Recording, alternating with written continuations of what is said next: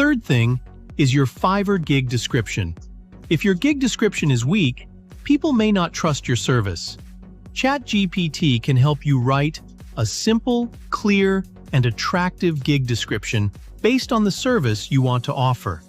Then you can edit it, make it sound like you, and improve it over time. The fourth thing is service ideas.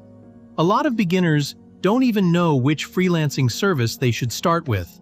If that's you, ChatGPT can help with that too.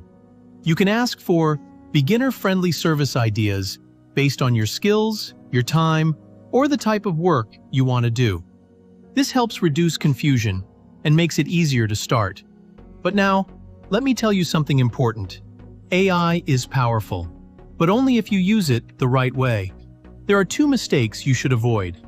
Mistake number 1, don't copy AI text exactly. If you copy everything, your message can sound robotic, generic, and sometimes even fake. Mistake number 2, don't send the same message to every client. Every client is different.